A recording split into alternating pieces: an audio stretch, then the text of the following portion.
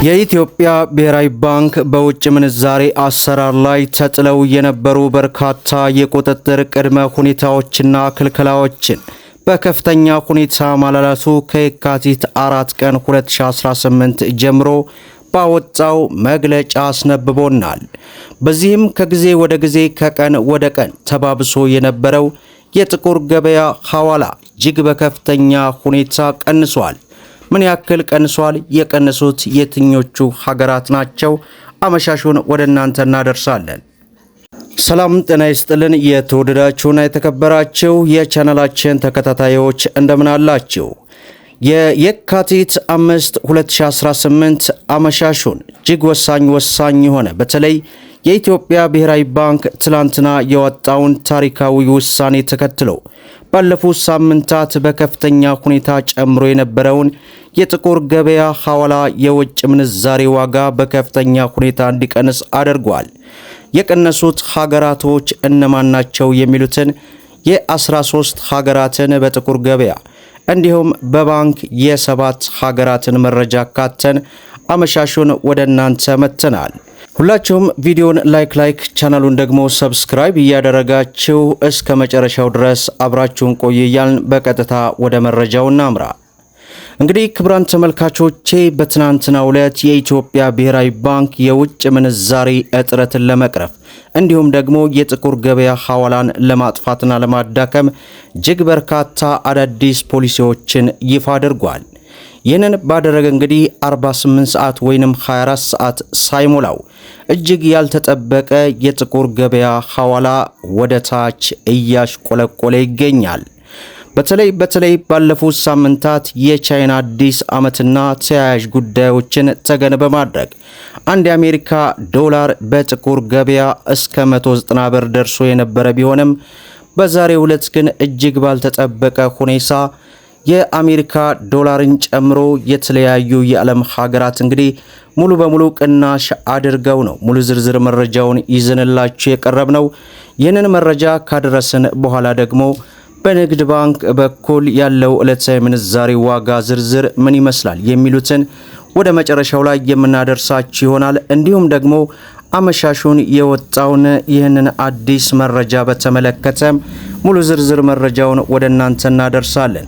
እስከ መጨረሻው ድረስ እንግዲህ አብራችሁን እንድትቆዩ ጋበዝን። በቀጥታ ወደ አሜሪካ ዶላር በዛሬው ዕለት አንድ የአሜሪካ ዶላር ላይ እንግዲህ ቅናሽ ተደርጓል።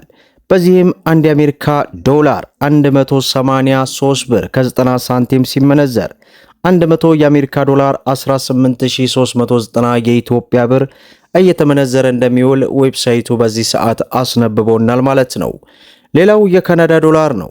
በዛሬው ዕለት አንድ የካናዳ ዶላር 129 ብር ከ30 ሳንቲም ሲመነዘር 100 የካናዳ ዶላር 12930 የኢትዮጵያ ብር ሲመነዘር ይውላል ማለት ነው። ሌላው ዩሮ ነው። በዛሬው ዕለት አንድ ዩሮን ስንመለከት 214 ብር ከ10 ሳንቲም ሲመነዘር 100 ዩሮ 21410 የኢትዮጵያ ብር ሲመነዘር ይውላል ማለት ነው። ሌላው ፓውንድ ስተርሊ ነው። በዛሬው ዕለት 1 ፓውንድ ስተርሊ 241 ብር ከ45 ሳንቲም ሲመነዘር 100 ፓውንድ ስተርሊ 24145 የኢትዮጵያ ብር ሲመነዘር ይውላል ማለት ነው። ሌላው የሳውዲ ሪያል ነው። በዛሬው ዕለት አንድ የሳውዲ ሪያልን ስንመለከት 48 ብር ከ15 ሳንቲም ሲመነዘር 100 የሳውዲ ሪያል 4815 የኢትዮጵያ ብር ሲመነዘር ይውላል ማለት ነው። ሌላው ዩናይትድ አረብ ኤምሬትስ የዱባይ ድርሃም ነው። በዛሬው ዕለት አንድ የዱባይ ድርሃምን ስንመለከት 49 ብር ከ35 ሳንቲም ሲመነዘር 100 የዱባይ ድርሃም 4935 የኢትዮጵያ ብር ሲመነዘር ይውላል ማለት ነው። ሌላው በምንዛሬ ደረጃ የዓለማችን ቁጥር 1 የሆነችው የኩዌት ዲናር ናት። በዛሬው ዕለት አንድ የኩዌት ዲናር 597 ብር ከ30 ሳንቲም ሲመነዘር 100 የኩዌት ዲናር 59730 የኢትዮጵያ ብር ሲመነዘር ይውላል ማለት ነው። ሌላው በምንዛሬ ደረጃ የዓለማችን ቁጥር 2 የሆነችው የባህሬን ዲናር ናት። በዛሬው ዕለት አንድ የባህሬን ዲናር 482 ብር ከ90 ሳንቲም ሲመነዘር 100 የባህሬን ዲናር 48290 የኢትዮጵያ ብር ሲመነዘር ይውላል ማለት ነው። ሌላው በምንዛሬ ደረጃ የዓለማችን ቁጥር 3 የሆነችው የኦማር ሪያል ናት። በዛሬው ዕለት አንድ የኦማር ሪያል 474 ብር ከ80 ሳንቲም ሲመነዘር 100 የኦማር ሪያል 47480 የኢትዮጵያ ብር ሲመነዘር ይውላል ማለት ነው። ሌላው የስዊስ ፍራንክ ነው።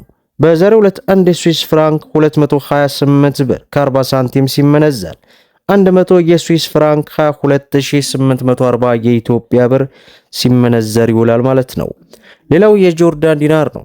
በዛሬው ዕለት አንድ የጆርዳን ዲናር 258 ብር ከ10 ሳንቲም ሲመነዘር 100 የጆርዳን ዲናር 25810 የኢትዮጵያ ብር ሲመነዘር ይውላል ማለት ነው። ሌላው የአውስትራሊያ ዶላር ነው። በዛሬው ዕለት አንድ የአውስትራሊያ ዶላር 120 ብር ከ20 ሳንቲም ሲመነዘር 100 የአውስትራሊያ ዶላር 12000 ከ20 ሳንቲም ሲመነዘር ይውላል ማለት ነው። ሌላው የቻይና ዩዋን ነው። በዛሬው ዕለት አንድ የቻይና ዩዋን 25 ብር ከ01 ሳንቲም ሲመነዘር 100 የቻይና ዩዋን 2501 የኢትዮጵያ ብር ሲመነዘር ይውላል ማለት ነው።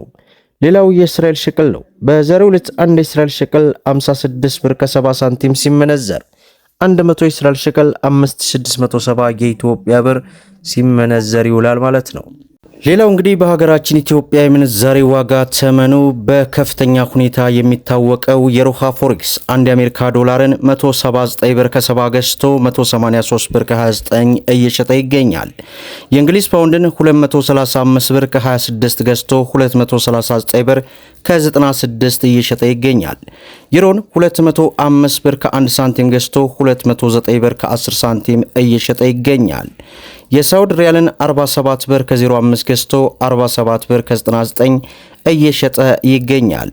የሳውዲ ሪያልን ስንመለከት 48 ብር ከ05 ገዝቶ 49 ብር ከ01 ሳንቲም እየሸጠ እንደሚገኝ አመሻሹን የደረሰን መረጃ ያመላክታል። ሌላው እንግዲህ ካፒታል አመሻሹን ያስነበበን መረጃ ዘርፉን የሚከታተሉ የኢኮኖሚ ባለሙያዎች ለካፒታል ጋዜጣ እንደገለጹት ትላንትና በዱባይ ገበያ አንድ የአሜሪካ ዶላር 184 ብር ሲመነዘር መዋሉን በሀገር ውስጥ ገበያም በተመሳሳይ የዋጋ ቅናሽ የታየ ሲሆን የምንዛሬ ዋጋው ወደ 181 ብር መውረዱን በዚህ ሰዓት እንግዲህ ካፒታል አስነብቧል።